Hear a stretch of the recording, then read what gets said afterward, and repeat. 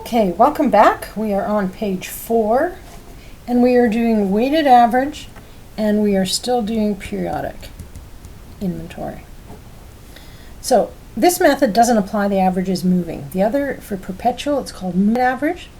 That's because, remember, it's periodic. We don't calculate cost of goods sold till the very end, so we wait till the end to do the calculation.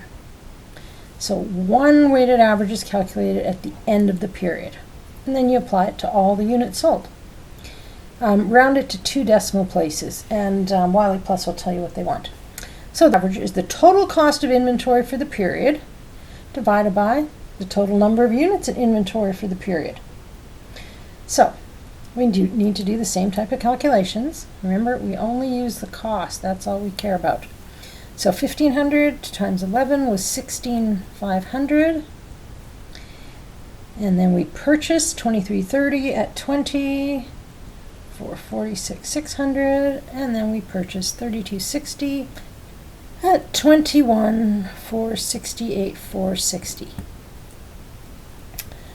So cost of goods available, as we calculated it last time, we add all three and we get 1,31560.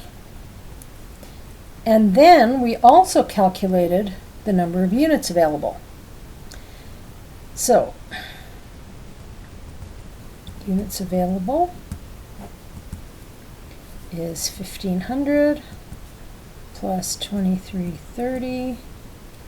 Oops, I'm running out of room. Plus 3260, which equals 7,090 units.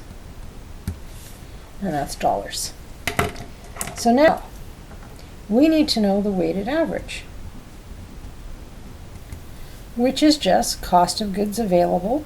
So this is just cost of goods available divided by the number of units, the units available.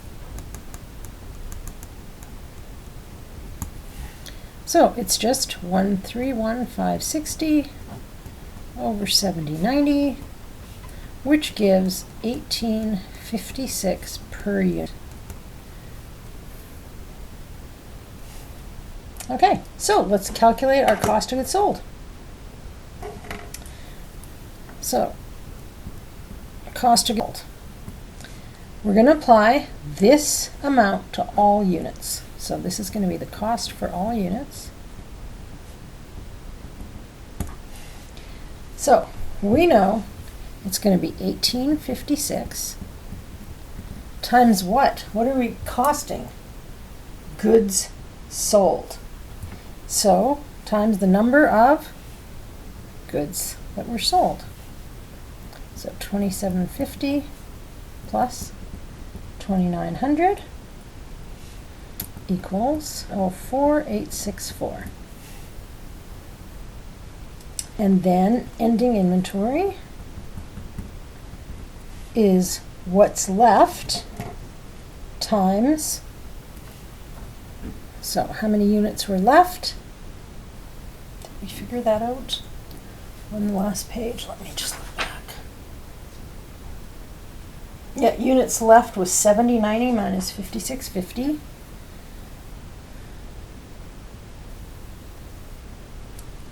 This is 5650.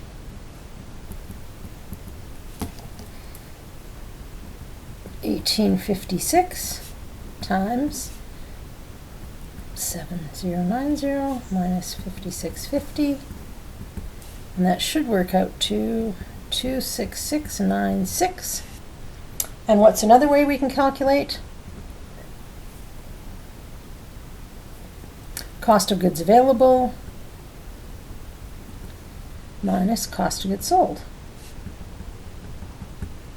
So cost of goods available 1,31560 minus cost of goods sold 1,04864 gives us, I didn't do it this way, so let me see, 26696. They should equal. Just double check.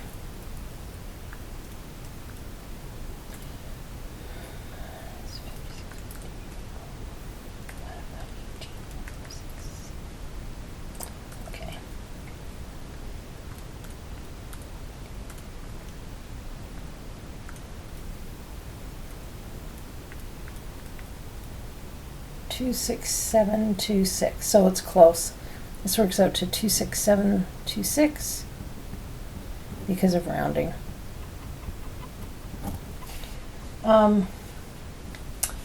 Wiley Plus will tell you how to round. Okay?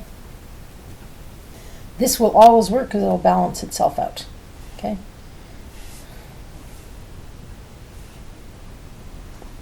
Okay, so that was also periodic, but it was weighted average.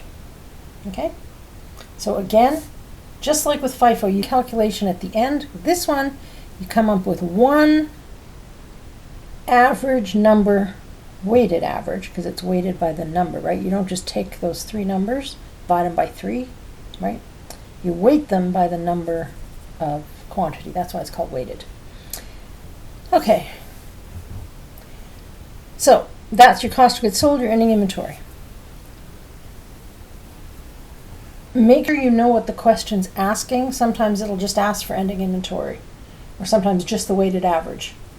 Okay? Okay, let's move to the perpetual method. And this is where we calculate inventory cost for each transaction in date order. Now, the nice thing with FIFO, if I can go back a page, FIFO on page 3 is first in, first out. So no matter what, if you did it day by day or if you did it at the year end, it's always going to be the same. It starts at the top and moves down. So the nice thing with FIFO is FIFO ends up the same as periodic because first items are always was sold on each transaction. So you have an old layer sitting there. So 3, cost of goods sold is 101,320, and ending inventory is 30240.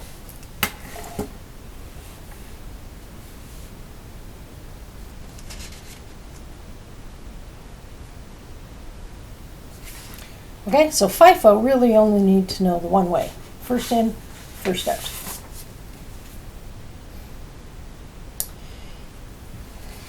Now, on page 5 is the moving weighted average. So, with the moving weighted average, unlike, so this is for perpetual. This average is moving. That's because weighted average, that's because, just take the word only out, I don't know what that's doing there. This is because weighted average is calculated each time a transaction occurs. Okay? So, what I've drawn here for you is an inventory card, okay?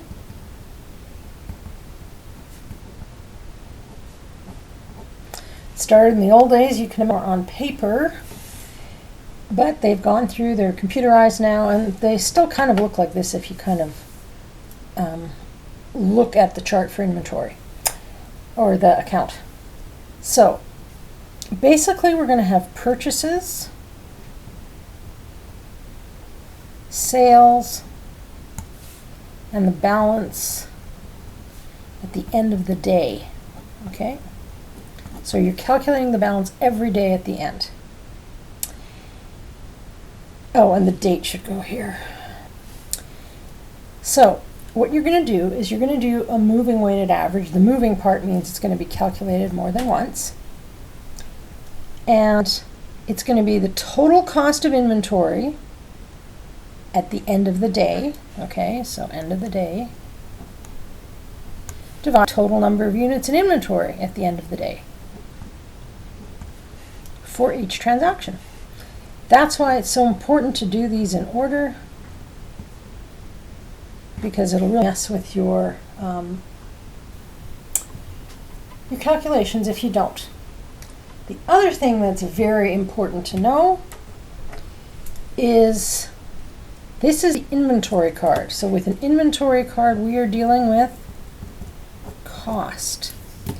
So will we ever put a selling price on this inventory card that's measuring the cost of inventory at the end of every day? No. So never put in inventory calculations on the inventory card. Now, of course, you don't have to do it all like this. Excel works really well. Make sure you actually round to 2 decimal places when you're doing your calculations. Okay? And you know how to round a calculation to 2 decimal places, right? Not just showing it on Excel, moving the decimal over. Round, and then whatever your formula is. Oops. And then the number of decimal places. That's on Excel. You don't have to know that, but it's nice to use, especially when you get to CPA, because they want you to use Excel on your exams and at work, of course. So there's a big difference between rounding it. That means the computer in its brain would truncate it. So let's say you had, 0.333333333, right?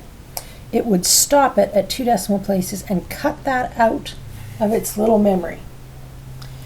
If you just put, so that would be 1 divided by 3.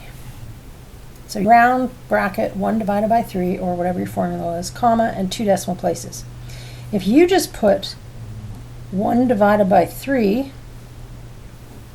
it's going to show this if you just show 2 decimal places. But in its brain, it's keeping all the rest of those 3's. So if Connect says to you, round to 2 decimal places, and you just leave it like this, and then continue with your calculation and do something else like times it by whatever, it's not going to be correct because it's keeping 33333 all the way up to infinity. Okay, that's why only when you're using Excel, this is only for you Excel guys that want to do more with Excel, when you round it, it's actually truncating it at 2 decimal places, so it doesn't hang on to all the other 3's. Okay, sorry, that was just a little diversion about Excel. I love Excel. I use Excel for a lot of my life. But yeah, I made my poor kids when they were young. Not too young, not 4 or anything. Do their Christmas lists on Excel and make sure they if they put prices in or whatever. Have to do all that. So one son thanks me for making all the other sons rather quiet about it. Okay. Okay, what am I doing? Yes. Okay, so make sure you round to 2 decimal places when you get here for the weighted average. Okay, so round to 2 decimal places for that. Okay, just so this doesn't kick me off in the middle, I'm going to start a new video and we will come back and do this example.